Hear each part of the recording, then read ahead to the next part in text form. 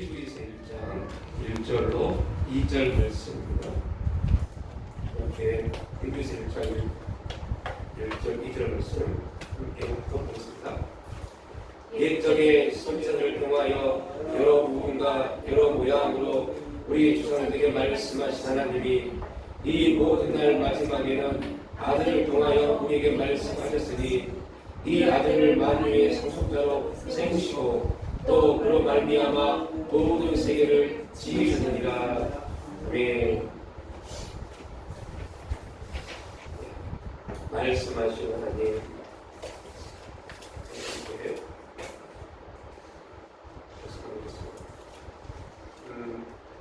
히브리서 말씀은 다양한 내용을 담고 있고 이 히브리서 말씀이 정경으로 결정되기까지 많은 논쟁이 있었습니다. 그 이유는 정확하게 누가 히브리서를 기록했는지 나와 있지 않죠. 많은 성경을 시작하면 히브리서는 구약에 기초한 신약의 성취된 말씀이기 때문에 바울 외에 이렇게 정교하게 히브리서를 기록한 사람이 없을 것이다 라고 합니다. 그래서 바울이 있어서 누가가 헬라어로 번역했을 것이다 라고 주장합니다. 3세기에 클레멘트라는 교부는 바울이 히브리서를 썼다라고 선포했고, 이제 칼타코리에서 정식적으로 이 히브리서가 정경으로 포함됩니다. 정경으로 포함될 때도 많은 논쟁이 있었죠. 그럼에도 불구하고 히브리서가 정경이 될 수 있었던 가장 중심에는 예수 그리스도의 대제사장직 이 주제 때문에 히브리서가 정경으로 포함되는데 결정적인 원인이 됐습니다. 성경에 많은 신학성경이 있지만 예수님을 대제사장으로 부를 적은 오직 히브리서뿐입니다. 예수님이 대제사장이 되야만이 우리가 구원을 받을 수 있고 우리의 구원이 확실한 확증된 내용이 될 수 있었죠. 그래서 다른 이제 성경에는 속죄 사역에 대한 부분은 기록되어 있습니다. 그럼에도 불구하고 대제사장직에 대한 말씀은 오직 히브리서에 기록되어 있지 않습니다. 예수님이 대제사장이 되어서 성부 하나님께서 언약하신 그 언약이 대제사장이신 예수님을 통해서 성취되어야만이 율법이 폐하여지는 그 역사가 선포되어집니다. 만약에 율법이 폐하지 않았다면 오늘 우리는 구원이라는 심각한 문제에 빠질 수밖에 없는 그러한 삶 가운데 놓였습니다. 예수님이 대제사장이 되셔서 십자가에 죽으심으로 율법의 모든 행위는 그 십자가에서 처리되어졌고, 그로 인해서 율법의 제도보다 더 나은 제도가 이제 우리에게 주어졌죠. 율법의 제도보다 더 나은 제도가 뭐냐? 그게 복음입니다.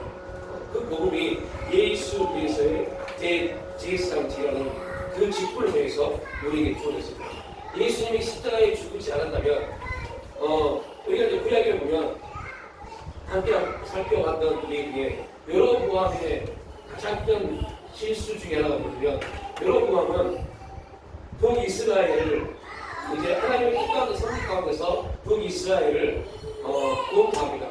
그리고 그가 북이스라엘 백성들이 남유다 예루살렘에 제사를 지내러 갈 것 같은 그 두려움 때문에 북이스라엘은 레위 족속이기 때문에 제사장이 있지 않습니다. 제사장이 있지 않은 북이스라엘 여로보암은 사람들에게 북이스라엘 사람들에게 이렇게 말합니다. 너희들 중에 제사장이 되고 싶은 사람들 손들어라. 그래서 레위인을 통해서 제사장이 뽑혀야 되는데 그렇지 않은 일반 백성을 통해서 제사를 삼습니다.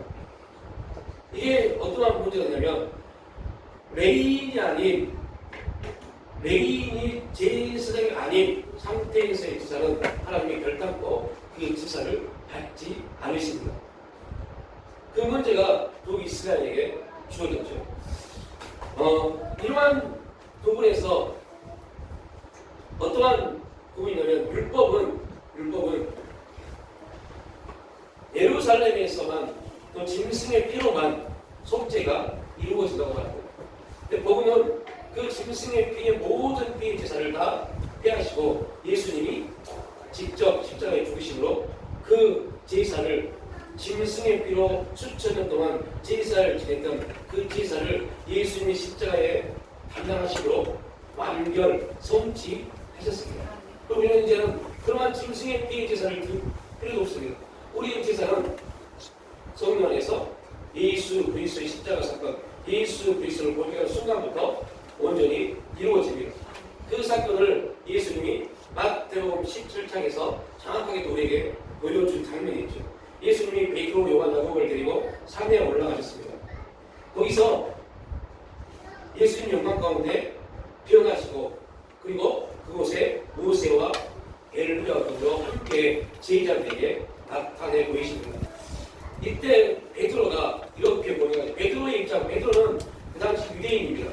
유대인에게 있어서 모세와 엘리야는 굉장히 중요한 선지자입니다. 모세는 출애굽시킨 이스라엘의 가장 위대한 선지자이고 엘리야는 가장 강력한 바알 선지자들과 싸워서 승리했던 선지자 중에 가장 많은 역사 능력의 선지자입니다. 저는 이스라엘 백성에게 모세와 엘리야는 정말 그들이 지금도 유대인들은 그들을 가장 존경하는 선지자들입니다. 모세는 그 사건을 보고 야, 이곳이 가장 중요한 땅이구나. 요한복음 4장에 사마리아 여인이 말합니다. 어떠한 곳에서 예배를 드리는 것이 맞습니까? 라고 말합니다. 그러니까 지금도 마찬가지입니다. 지금도 많은 사람들은 거룩한 곳, 어떠한 곳, 어떠한 장소에 예배의 자리, 예배의 시간을 말합니다. 베드로처럼 사마리아 여인처럼. 그러나 우리가 어떠한 자리에 있든 간에 성령이 함께하지 않은 예배는요, 성령을 통해서 하나님을 바라보지 못한 예배는요, 그 예배는 예배가 아닙니다. 성령이 함께하지 않은 예배는 결단코 그 예배가 아닙니다. 성령이 함께하지 않은 신앙은 바리새인입니다. 우리가 되게 그러한 부분에서 조심해야 돼요. 우리가 신앙생활을 하고 있는 중에 우리의 신앙생활 가운데 성령이 함께하지 않은 신앙은 바리새인의 신앙입니다. 그 신앙은 하나님이 결코 기뻐하지 아니하십니다. 그 예배는 결코 하나님이 받지 아니하십니다. 그래서 성령께서 함께하신 예배, 성령이 인도하신 예배, 성령이 지도하시는 삶, 이게 하나님이 기뻐하시고 하나님이 받으시는 예배입니다. 그걸 알지 못했던 베드로는 이렇게 말합니다. 이곳에 초막 셋을 지어서 우리가 함께 이것에 거하기를 원합니다. 라고 말합니다. 그때 예수님이 마태복음 17장 5절에 이렇게 말합니다. 호령이 비간 구름이 저희를 덮으며 구름 속에서 소리가 나서 가는데 이는 내 사랑하는 아들이요 내 기뻐하는 자니 너희는 저희 말을 들으라. 베드로는 보여지는 현상을 보고 이곳이 거룩한 곳이다라고 착각했습니다. 그런데 하나님은 이렇게 말씀합니다. 아니다. 너희들이 지금부터 해야 될 것은 이곳이 거룩한 곳이 아니라 하나님 말씀이 들려지는 곳, 즉 말씀으로 이 땅에 오신 예수님과 함께 하신 예수님의 말을 듣는 그 자리가 거룩한 곳이다 라고 말씀합니다. 그래서 여러분들 예수님이 우리에게 말씀하시는 그 자리가 거룩한 곳입니다. 그럼 목사가 여러분에게 뭔가를 말할 때는요, 그 말은 하나님이 그 목사를 통해서 말씀하게 하시는 말입니다. 그래서 목사가 어떤 말할 때는 곱씹어 봐야 돼요. 왜 이런 말씀을 하실까? 왜 이 말을 듣게 하셨을까? 좀 곱씹어 봐야 돼요. 그리고 거기에 하나님의 메시지를 들어야 돼요.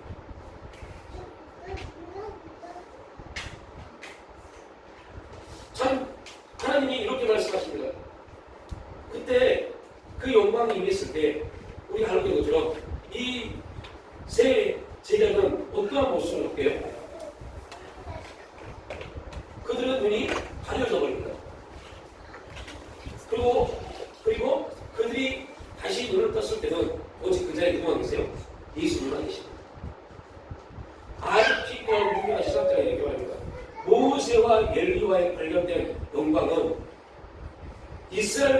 여기서 가장 중요한 모세와 엘리야 이 두 사람의 영광은 그리스도와 관련된 한없이 더 큰 영광에 가려져 시야에서 사라졌다라고요.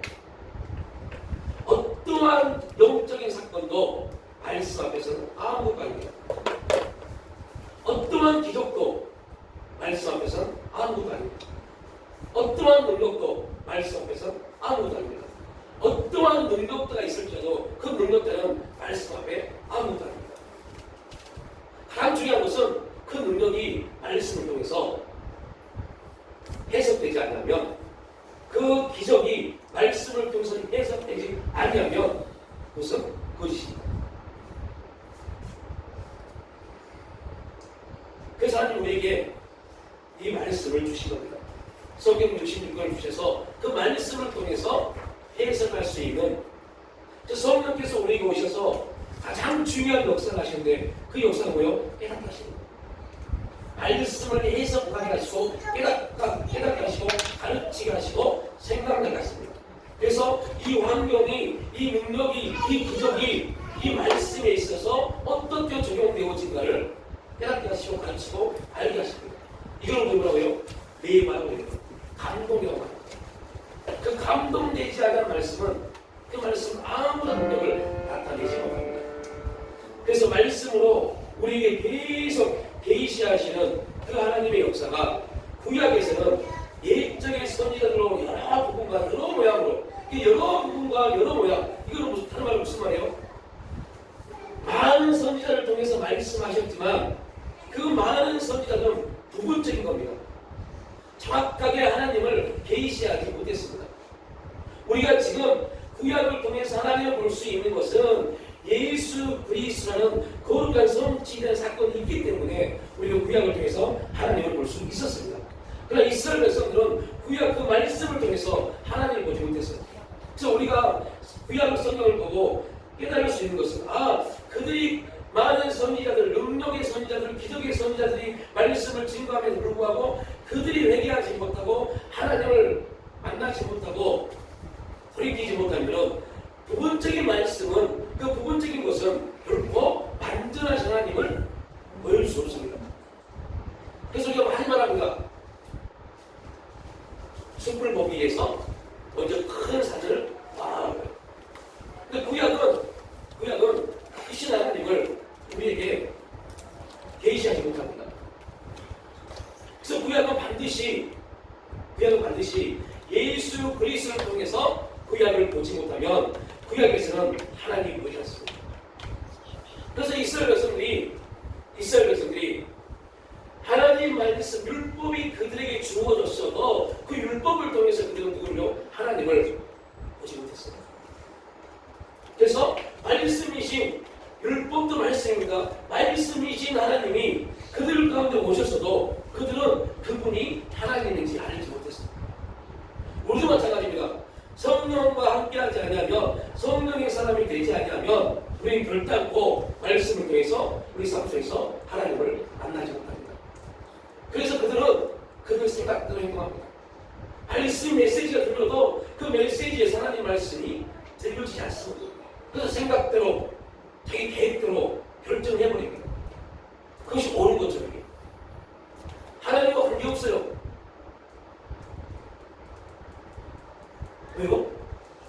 성령을 통해서 오늘 나에게 들려주신, 나에게 듣게 하신 그 음성을, 그 메시지를 우리가 성령을 통해서 깨닫지 못하면 내 생각으로 오늘 말씀처럼 여러 부분과 여러 모양으로, 즉 온전함이 아닌 내 생각과 내 경험으로 해석해 보려는 거예요. 그게 거기서 하나님 뜻이 안 보이죠. 왜 이 말씀을 듣게 하지? 왜 이 말씀 하셨지? 관심이 없는 겁니다. 내 결정이, 내 선택이 모르게 되거든요. 그래서 히브리서가 중요한 것은, 히브리서는 하나님이 말씀하셨다라고 시작됩니다. 신약성경의 바울 서신에 왜 히브리서가 어떠한 신학자는 바울이 쓴 게 아니라고 하는 이유는, 바울은 첫 서신의 첫 구절에 꼭 인사로 시작합니다. 내가 사도된 바울이 라고 시작합니다.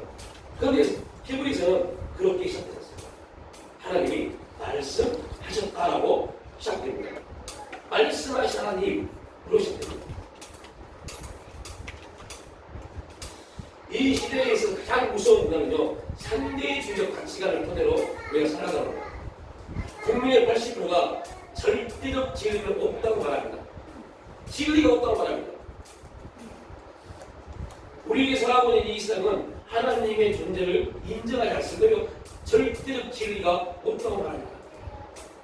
문제는 그리스도인을 가지고 이 절대적 진리 가운데 우리 삶을 내어드리지 못합니다.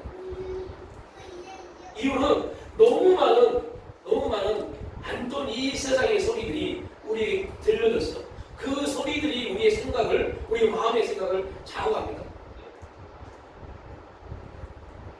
그래서 진리는 항상 우리 편에 있는데, 우리 안에 있는데, 진리는 항상 있는데 그 진리에 있어서 우리가 반응하지 못해요. 그로 인해서 어떤 문제가 생기면 진리를 통해서, 말씀을 통해서 주어지는 소망이 없습니다. 너무 안타깝습니다.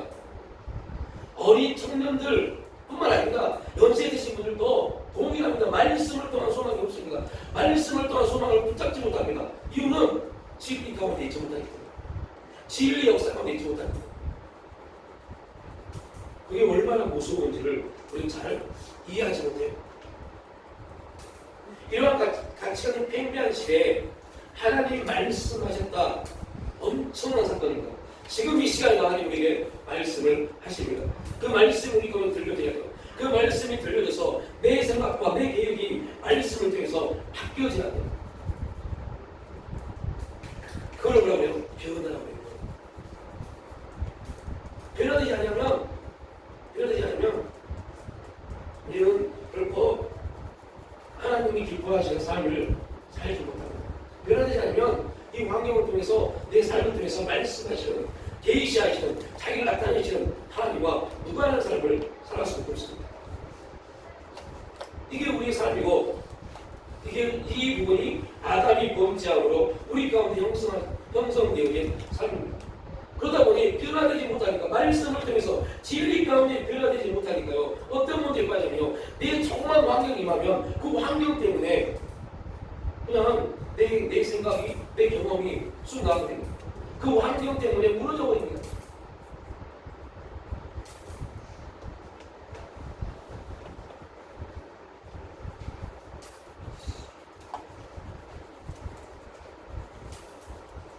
우리가 아무리 많은 지식을 갖는다 해도 우리의 지식은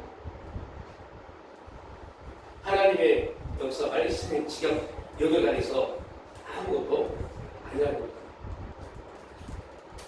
우리가 많은 경험을 해도 그 경험은 하나님의 역사 가운데 1000만분의 1, 10,000만분의 1도 되지 않습니다. 그래서 우리는 매일매일 하나님이 말씀하시는 하나님 옆에 우리의 길을, 우리 마음을 열어놔야 합니다. 하나님이 어떻게 말씀하시냐? 기록된 말씀을 통해서 말씀하십니다. 그리고 목사를 통해서 말씀하십니다. 그리고 환경을 통해서 말씀하십니다. 그 소리에 민감해야 돼요. 말씀을 읽을 때 감동되어지고, 하나님 왜 이 감동을 주셨을까? 목사를 통해서 목사님 왜 오늘 이 말씀을 하셨을까?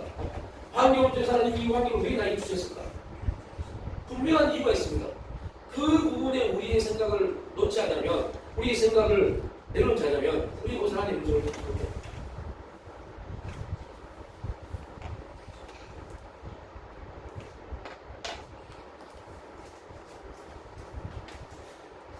하나님이 말씀하셨다는 것보다 더 중요한 사실이 우리의 모습이다. 계속해서 하나님 우리에게 말씀하시고, 그 말씀을 통해서 우리가 변화되어져서 하나님의 뜻에 합당한 삶, 참된 예배자, 하나님을 경외하는 자들로 우리를 성장, 성숙시키기로 하십니다. 베드로는 이렇게 말합니다. 예언은 언제든지 사람의 뜻으로 된 것이 아니요 오직 성령의 감동하심을 입은 사람들이 하나님께 받아 말한 것이다. 여기서 말하는 예언은 은사를 말하는 게 아닙니다. 예언은 말씀입니다. 여기서 말하는 말씀입니다. 말씀은 언제든지 사람의 뜻으로 된 것이 아닙니다. 이 말씀은 사람이 말한 게 아닙니다. 오직 성령이 감동하시는 이 사람들이 하나님께 받아 이것을 뭐라고요? 계시라고 해요. 계시.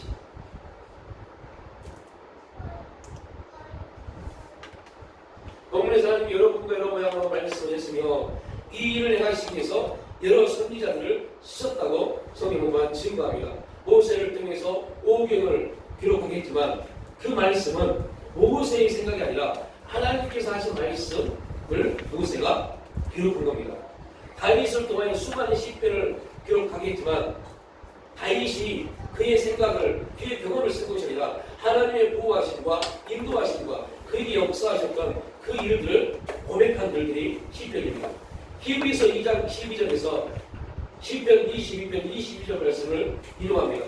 이르시되 내가 주의 이름을 내 형제 중에 선포하고 내가 주의 주를 교회 중에서 찬송하리라 하셨으며 분명히 다윗이 시편 22편을 기록했습니다.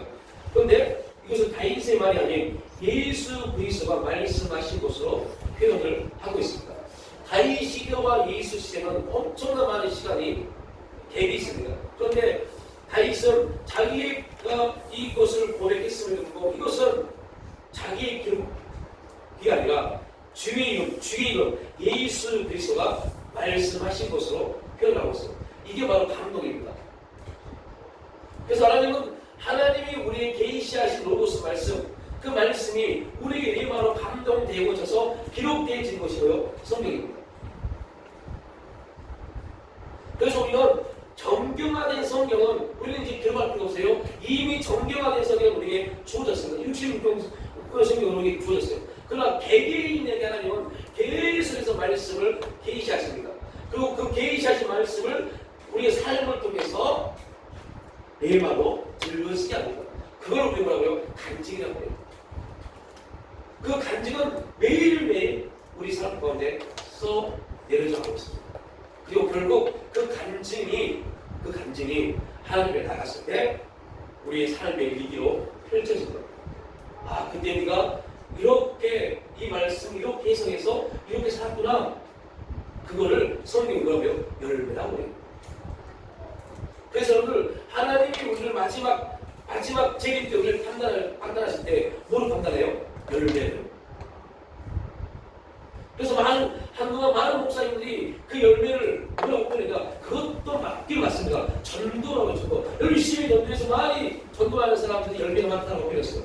그것도 맞는 말입니다. 근데 진짜 성경에서 말한 말은 들려진 말씀이 우리 삶 가운데 해석되어져서 삶의 행위로 나타나지는 것을 말합니다.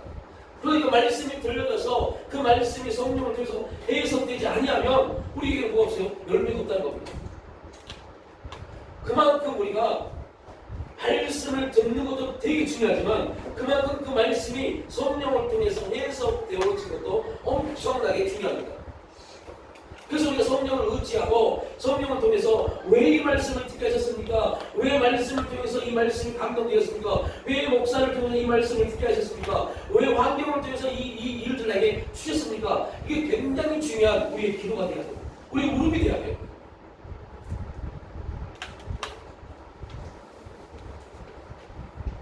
히브리서 3장 10절에서 바울은 1000년 전에 기록된 시편 95편을 인용하면서 성령이 이르심과 같이라고 말합니다. 성령이 이르셨다.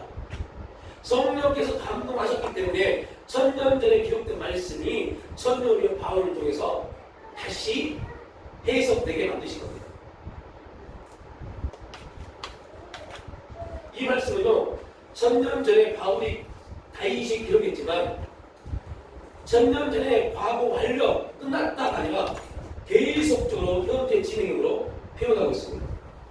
성령이 이르심과 같이 1000년 전에도 누구에게요? 다윗에게 성령이 이름과 같이 1000년 후에도 바울에게 성령이 이르심과 같이 지금 바울이 이 성경을 기록하고 2000년이 지난 지금에도 성령이 이르심과 같이 우리에게 말씀하십니다. 그 말씀을 듣고 해석할 수 있는 내가 있습니다. 그냥 여러분 내가 결정했다고 내가 생각했다고 내 생각 때문에 그러지 마십시오. 하나님이 듣게 하신 이유가 있습니다.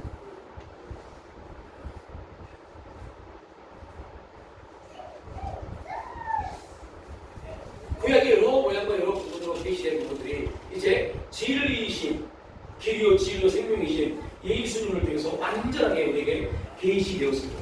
우리가 예수를 믿는 게 얼마나 큰 축복이고 예수를 믿는 게 우리에게 엄청난 특권이라는 게 바로 이제 우리는 하나님을 만나기 위해서 뭐 특별한 영적인 계시가 필요하지 않습니다. 말씀을 통해서 매일매일 우리는 누굴요? 하나님을 만날 수 있습니다. 그리고 이미 예수 그리스도께서 하나님이 계시되었기 때문에 그래서 성경은 예수님이 말씀합니다. 여자로 낳은 사람 중에 가장 큰 자가 누구예요? 세례 요한입니다. 왜 그러냐면 세례 요한은 구약을 대표하는 세례 요한은 누구를 만났어요? 예수를요. 예수를 만났습니다. 다시 말합니다. 구약은 별단코 누구를 보지 못해요? 하나님을 보지 못합니다. 그런데 구약을 대표하는 세례 요한은 하나님이신 그분을 직접 눈으로 봤습니다. 그래서 구약을 대표하는 세례 요한이 여자로 태어난 사람 중에 가장 큰 사람입니다. 하나님을 직접 봤기 때문에. 그런데 그 다음에 성경은 예수님이 이렇게 말합니다. 그러나 너희들은 작은 자일지도 이보다 큰 것을 말합니다. 우리는 그냥 예수 그리스도를 믿는 순간부터 하나님 우리와 함께 하십니다.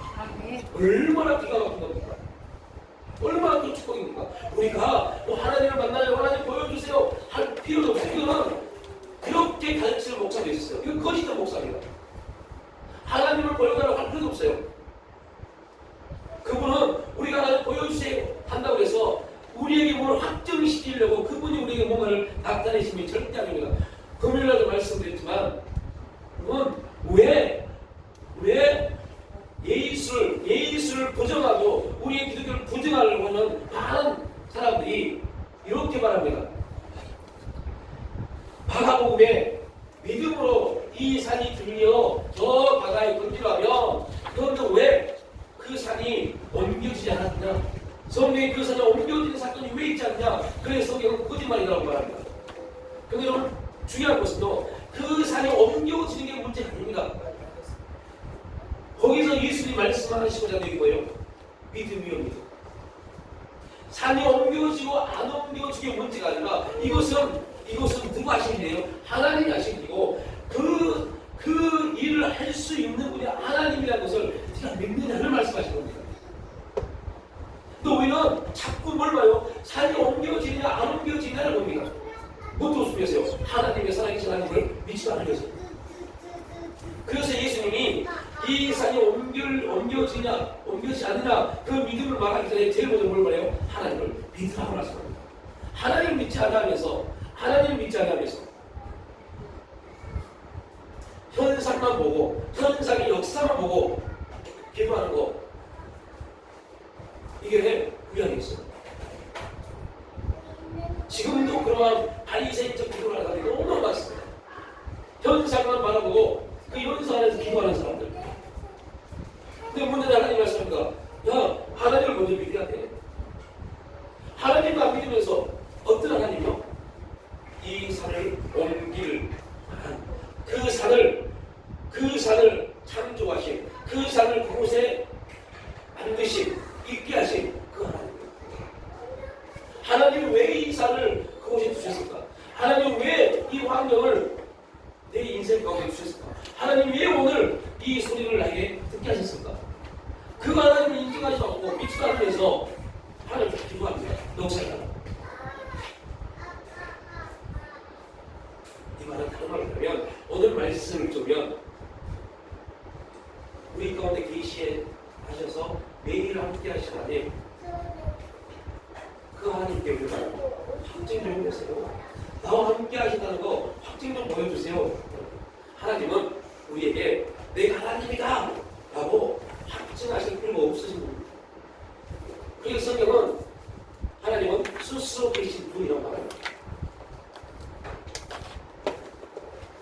그럼 우리는 말합니다. 확증 좀 해주세요. 그래서 부자와 나사로의 삶 속에서 그 부자가 말합니다. 아버지 아브라함이여, 저 나사로를 살려서 내 형제들에게 보내주세요. 그러면 이 죽었다 깨어난 나사로가 내 형제들에게 가면 그들이 그 기적을 보고 성신을 믿겠다. 우리가 기도하는 거잖아요. 간증. 그런데 하나님 뭐라고 말씀하셨죠? 아니다. 그들에게는 모세의 글과 선지자의 글 있잖아요. 모세의 글과 선지자의 글을 통해서 그들이 구원받지 못하면 결단코 죽었다 살아나 나사나 갈지라도 그들은 구원받지 못한다. 왜요? 구원은 오직 말씀을 통해서 하는 거죠. 그런데 그 말씀을 안 들어요. 그 말씀을 듣기를 거부합니다. 내 생각이, 내 경험이, 내 환경이. 말씀으로 계시하는 최종적이고 결정적인 계시가 아들 예수 그리스도 안에 있으며 예수 그리스도를 통해 우리에게 주어졌습니다. 그래서 이것에는 이거를 구약의 부분적인 부분들, 이 부분과 완치된 부분을 계속 대조적으로 우리에게 말씀하는데요. 세 가지로 말합니다.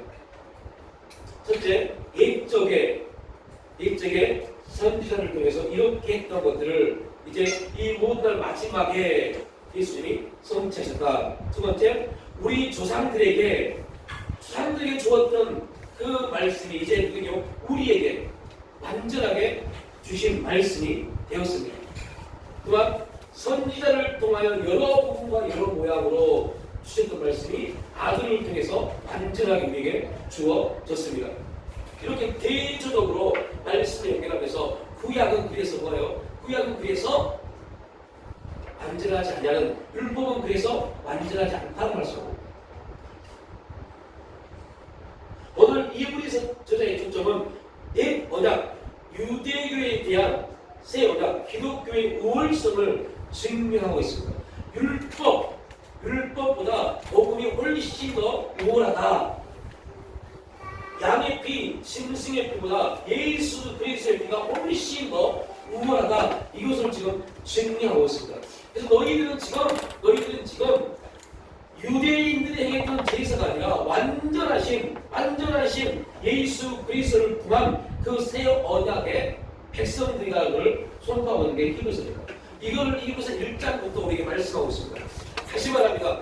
이 히브리서는 히브리인들에게 기록된 말씀이 아니라 영적 히브리인들, 즉 이방인이었다가 예수를 믿지 않았던 사람들이 예수 그리스도를 믿음으로 바울이 로마에서 말하는 돌 감람나무였던 사람들이 참 감람나무의 접붙임을 받음으로 이제 하나님의 백성들이 된 그들에게 너희들이 진짜 영적 이스라엘 백성이다를 지금 선포하고 있는 그 내용입니다. 그래서 율법이 아무리 너희를 정죄할지라도 그 율법은 결단코 너희를 뭐 할 수 없어요? 구속할 수 없음을 말합니다. 지금도 동일합니다. 어떠한 열심을 내고 있는 그 열심이 신앙생활이 아니라는 것을 히브리서는 말합니다. 그 열심이 믿음을 통해 성령을 통해서 나타나지 아니하면 그 열심은 결국 그 신앙을 죽이는 겁니다. 그 열심히 여러분이 기도를 하고 예배를 드리고 뭘 하든 성령 안에서 성령의 인도함이 있지 않으면 복음을 통해서 말씀을 통해서 이루지 않는 거라면 그것은 결국 자기도 죽을 뿐만 아니라 자기를 함께하는 사람들도 죽을 수밖에 없다는 걸 선포합니다. 그래서 무서운 겁니다. 우리가 그 말씀을 통해서 성령 통해서 변하지 않으면 그 변화는 언제 이루어져요? 가장 내 생각과 감정이 극할 때 그때가 다른 겁니다. 변화된 사람과 변화되지 않은 사람의 특징이 이겁니다. 내가 기도하고 있다. 기도하지 않는 사람이 기도했다. 담배 피는 사람, 피했던 사람이 담배를 끊었다. 술만 먹었던 사람이 술을 끊었다. 우리 이걸 변화로 말합니다. 이 윤리적 변화를 말하는 게 아닙니다. 진짜 변화는 내 감정이 극에 달았을 때, 내 환경이 극에 달았을 때, 그때 내가 어떻게 대처하는가. 그 모습에서 이 사람이 진짜 말씀을 통해서 성령 안에서 변화된 사람이구나. 그걸 말하는 겁니다. 그래서 항상 우리가 예수 그리스도를 통해서 거듭나고 확정된 사람일지라도 뭐 해야 돼요? 우리를 점검해야 돼요. 내 마음이 확정되고 싸우니 정말 중요한 고백입니다. 그럼에도 불구하고 확정된 사람일지라도 우리는 항상 점검해봐야 돼요. 내 모습이 어떠한지, 지금 나는 하나님 앞에 어떠한 모습인지 점검해봐야 돼요. 이 환경이 임했을 때, 이 상황이 임했을 때, 극한 감정이 일어났을 때 내가 그때 어떻게 반응하는지, 이게 우리의 모습입니다. 이걸로 열심히 뭐 한다고 그렇게 얘기 안 합니다. 말씀 앞에 자신을 점검하지 않으면 말씀을 계속 우리 육신의 자를 처리하지 않으면 바뀌지 않는 겁니다. 계속 들려진 말씀 앞에 우리의 생각을, 우리 감정을, 우리 마음을 계속 변화시켜야 해요. 그래야만이 그가 진짜 성숙한 삶을 살아갈 수가 있습니다. 모든 신학자는 기독교 시대를 이 모든 마지막 날이라고 말합니다. 이 말은 예수님이 언제라도 다시 오신다는 말이 아니라 하나님의 계시가 그리스도를 통해서 완성된 성취의 시대. 그래서 하나님은 율법의 어떠한 요구를 하시지 않습니다. 다시 말하면 그러면 십계명의 첫째 계명이 뭡니까? 십계명의 첫째 계명이 뭐예요? 나 외에는 다른 신을 섬기지 말라. 우리는 다른 신을 안 섬기려고 발버둥치는 율법주의자가 아닙니다. 복음은 다른 신을 안 섬기려고 발버둥치는 사람이 아니라 복음은 그냥 하나님만 믿으면 돼요. 여러분, 구약의 이스라엘 백성들은 하나님을 믿기 위해서 다른 신들에 대한 많은 시각적 관점을 가졌습니다. 그러다 보니 결국 다른 신들을 안 믿으려고만 하다 보니 뭘 잃어버렸어요? 하나님을 잃어버렸어요. 이게 이스라엘 백성들이었어요. 그런데 지금도 너무 많은 사람들이 이러한 문제에 빠져 있습니다. 여러분, 우리 삶의 변화와 우리가 정말 하나님을 합당한 예배자, 하나님이 기뻐하는 삶을 살기 위해서 가장 중요한 논리가 뭐예요? 하나님을 믿으면 돼요. 다른 거 생각할 필요 없어요. 자칫 하는 사람들이 이러한 문제에 빠집니다. 영적 기도를 하는 사람들의 특징이 뭐예요? 막 귀신을 쫓아내고 능력을 해가면서 결국은 그 귀신을 쫓아내시고 능력을 해가면서 주체의 하나님을 잃어버려요. 뭐라고 보니까요? 내가 그 일에 매이다 보니까요.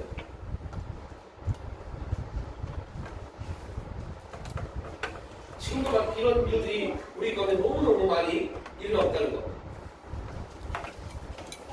그거를 성경은 신바리새인이라고 해요. 신바리새인에 대해서 그렇게 바리새인들처럼 행동합니다. 그런데 성경은 말합니다. 네가 귀신을 쫓았느냐? 네가 능력을 했느냐? 불법을 행했다고 합니다. 왜 그게 불법입니까?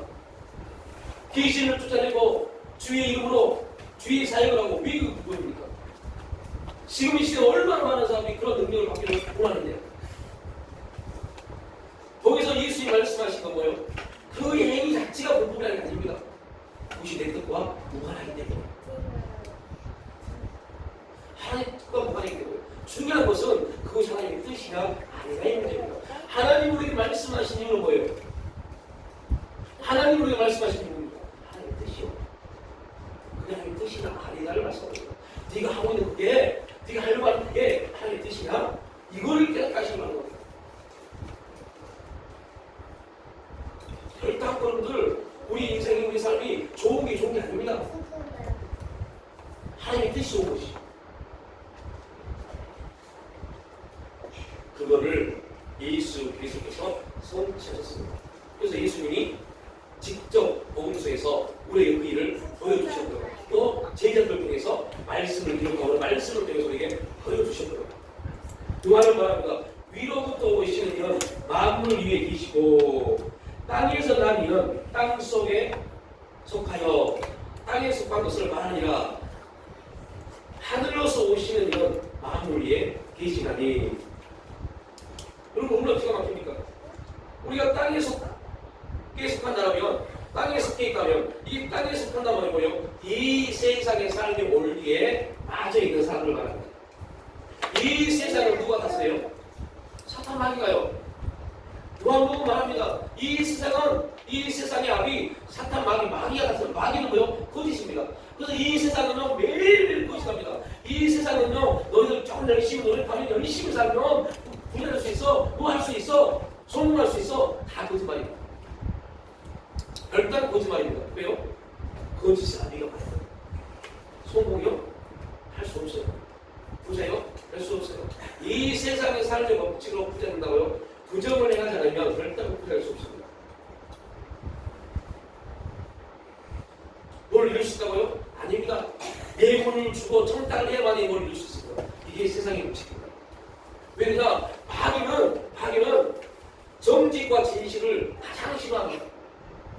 정직과 진실을 싫어합니다. 근데 말씀은 우리에게 항상 뭘 요구해요? 정직을 요구합니다. 정직하지 않는 사람들은 어떤 열심을 해도 그는 하나님이 인정하지 않습니다. 하나님이 인정하지 않으면요, 될 것 같으면서 망합니다. 될 것 같으면서 망합니다. 그런 말을 너무 많이 들어요. 목사님, 왜 이렇게 될 것 같으면 안 될까요? 그러면 속에서 끝까지 말려봐요. 정직하지 않으세요. 정직하지 않으세요.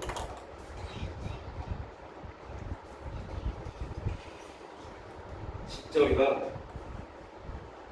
이 세상을 다스릴 만큼의, 이 세상의 영적 광야를 다스릴 만큼의 그러한 신앙의 삶을 살기 위해서는 정직해야 돼요.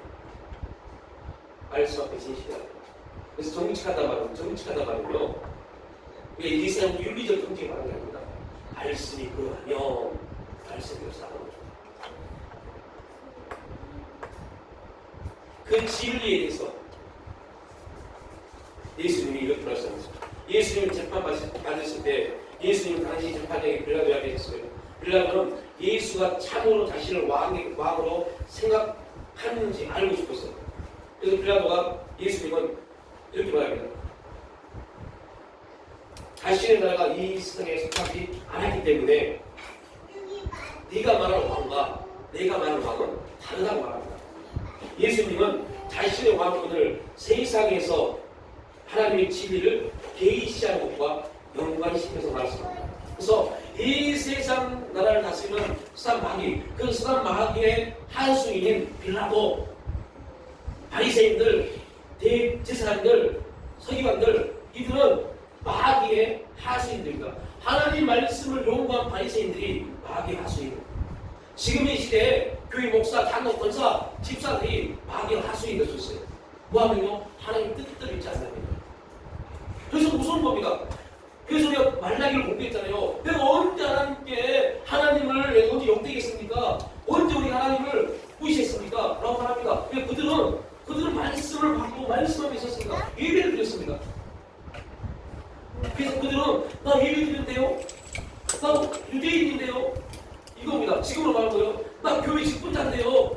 교회 직분자, 나 한 번도 하나님께 삭제질 하면서 욕한 적 없는데요? 그건 하나님 뭐라고 그랬어요? 내 뜻 가운데 있지 않았다고. 이게 하나님을 욕한 겁니다. 요한은 말합니다. 빌라도가 가는데 그러면 내가 왕을 했냐? 예수께서 대답하시되 내 말과 같이 내가 왕이니라. 내가 이를 내에 났으며 이를 내에 성경에 완전히 곧 진리에 대하여 증거하려 함이라. 가장 중요한 거, 예수님은 진리에 대해서 증거합니다. 그러면 예수님이 보내준 성령님은 뭐에 증거할까요? 그래서 성령이 뭐라고 말해요? 진리의 영이라고 합니다. 그래서 진리의 영이신 성령님은 우리에게 말씀을 계시하시고 영감을 주시고 깨닫게 하실 때 반드시 뭘 통해서요? 진리를 통해서 합니다. 그래서 비진리적 나타남은 다 거짓입니다. 근데 그런 사람들이 지금 한국교회에 너무 많아요. 성령의 역사를 말하면서 결국은 말씀과 무관하게 누구를 자기를 말했습니다. 진리. 그래서 여러분, 예수님이 왕이다라는 말은 이 세상 왕, 내가 이 세상 왕이 될 것이다 말을 한 게 아니죠. 뭐에 대해서요? 진리에 대해서요. 진리에 대해서는 왕이다. 왜요? 진리에 대해서 예수님이 왕이 돼야지 비진리의 왕인 세상 마귀를 깨뜨릴 수 있기 때문에. 그래서 우리가 진리 가운데 있으면, 그래서 우리는 뭐예요? 왕 같은 지성입니다. 진리 가운데 있지 않으면 우리는 결단코 왕 같은 지성이 될 수 없습니다. 왕 같은 제사장이 될 수 없으면 어떤 문제가 돼요? 우리에게 주는 환경, 사건, 문제를 우리는 결코 다스릴 수 없습니다. 그래서 우리가 우리 가운데 진리가 말씀이 임한다는 게 너무너무 중요합니다. 말씀이 들려다는 게 너무너무 중요합니다. 말씀이 들려지면 우리에게는요 진리의 왕권이 임합니다. 그 왕권이 뭐예요? 철장을 깨뜨리는 권세. 그가 기도 열심히 주여 철장을 깨뜨리는 권세를 주옵소서 이렇게 생각하는 게 절대 아닙니다. 말씀이 임하면 그 말씀 자체가 철장을 깨뜨리는 권세이기 때문에 말씀이 임하면 그 말씀 우리 삶 가운데 손바할 때 진리 영이신 성령께서 선포된 말씀을 통해서 운행하기 시작합니다.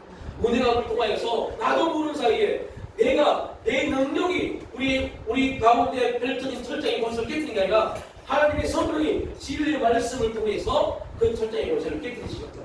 어느 순간 되니 그 환경의 권세들이 깨지기 시작합니다. 이게 하나님이 기뻐하시는 삶이거든요. 우리가 그런 삶이잖아요. 여러분 기도를 능력을 하면서 나서 예수 이름으로 이런 거 다른 좋죠. 경험은 좋은 겁니다. 그런데 그런 일이 안 나타났다고 해서 결단코 실망하지 마십시오. 그런 것이 안 나타나는데 그런 말씀 삶 가운데 하나님 말씀이 선포되어지고 하나님 말씀 우리 입술을 통해서 고백되어지고 이게 입술 권세입니다. 그렇게 된다면 기뻐하십시오. 왜요? 그 말씀이 우리 인생을 바꿔. 그 말씀 우리 신앙 우리 삶을 바꿔. 그 일을 위해서 예수님이신 그분이 예수님에게 계신 그분이 뭐로 있다고 했어요? 말씀. 그래서 성경 말합니다. 말씀이신 그분이 육신을 입고 있다고 하셨다. 그러면 그분의 하는 모든 거요 말씀입니다. 자, 결론을 적읍니다. 그분이 하는 모든 게 뭐예요? 말씀입니다. 우리가 그분을 믿는 순간부터 우리에게 뭐가 있네요? 말씀이에요. 말씀이겠습니다. 그 말씀이 우리 삶 가운데 선포될 때마다 분명 그건 있어요. 우리가 생각하는 시간차에 있어서 우리가 인간이 만들어진 그 시간 하루에 24시간의 시간 안에서 우리의 모든 삶이 결정되어진다고 생각합니다. 저 시간 안에서 하루, 이틀, 일주일, 한 달, 1년을 계산합니다. 그리고 말합니다. 1년이 지났는데 너무 시간이 많이 지났는데 아무것도 안 하신 것 같고 라고 말합니다. 그거는 왜 그러냐면 우리가 너무 저 시간에 우리 인생을 맡겨서 그래요. 그 말을 결단코 하나님 앞에 우리가 서있지 못함을 스스로 증명하는 거죠. 여러분 저 시계 저 24시간이나 하루의 시간에 우리 인생을 맡기지 마시죠.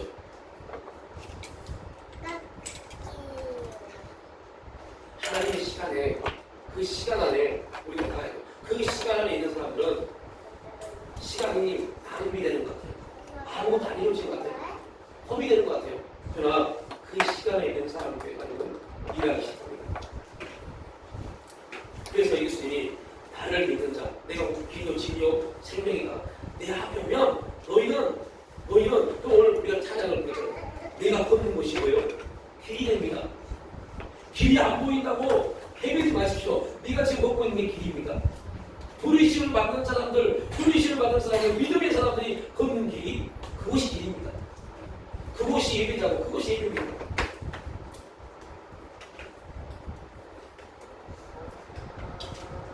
이 사실을 모릅니다. 교회 나온 거를요 우습게 알아요. 너무 우습게 알아요.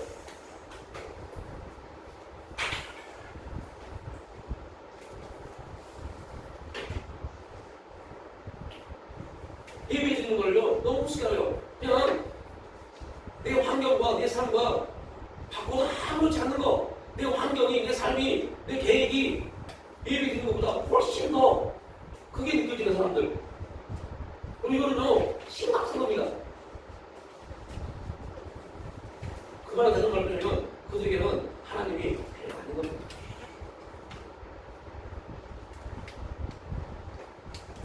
어떤 유명한 목사님이요 이렇게 말씀하셨어요. 여러분 왜 교회 목사들이 주일날 일을 하면 청년들 주일날 일하면 주말 일하면 알바하면 2배의 월급을 받는데 그 청년들 지금 얼마나 힘듭니까? 그런데 그 청년들에게 주일 선수한 명목으로 주일날 일하지 못하고 교회 나오게 하십니까? 이거 잘못된 겁니까? 이런 설교했어요. 지금 이게 우리나라 유명한 목사님의 설교입니다. 기가 막히니까 기가 막혀요. 그게 그들을 위한 말일까요? 그게 그들에게 유익한 말일까요? 그런 영향력 있는 목사님들은요, 이렇게 설계해야 돼요. 여러분, 주일날 2배, 3배, 4배를 준다 할지라도 그걸 포기할 수 있는 사람이 성도입니다. 이렇게 설계해야 돼요. 그런 청년들이 그를 위해서 손가락처럼 욕할지라도 그렇게 설계하는 사람이 진짜 목사고 진짜 교수님. 그걸 포기할 수 있는 사람이 진짜 하나님의 축복을 받을 수 있는 사람입니다. 그 목사가 그렇게 설계했어요.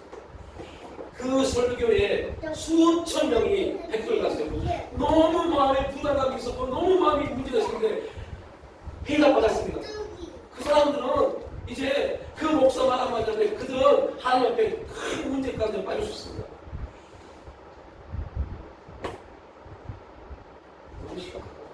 그런 시대에 여러분, 우리가 정말로 말씀 앞에 바로 서서 우리뿐만 아니라 우리 다음 세대 자녀들에게 말씀의 은혜가 그들 가운데 믿음의 유산으로, 신앙의 유산으로 내려갈 수 있는 하나님의 뜻을 구하는 역사가 나뿐만 아니라 우리 자녀들에게 흘러내가는 그런 거룩한 역사가 될 주님으로 축복합니다. 아버지 하나님, 오늘도 말씀하신 그 하나님, 말씀하시고 그 말씀을 깨닫게 하시고 알게 하시고 역사하신 하나님, 그 하나님을 붙잡고 그 하나님만이 온전히 우리 삶의 참 주권자이시고 주인이심을 고백하며 우리가 참 인비자로 하나님을 경외하는 자로 살아가기를 소원합니다. 그러나 이것은 우리의 힘과 능력으로 되지 못합니다. 성령님 지도하시고 인도하시고 역사하여 주시옵소서. 감사드립니다. 예수님의 이름으로 기도를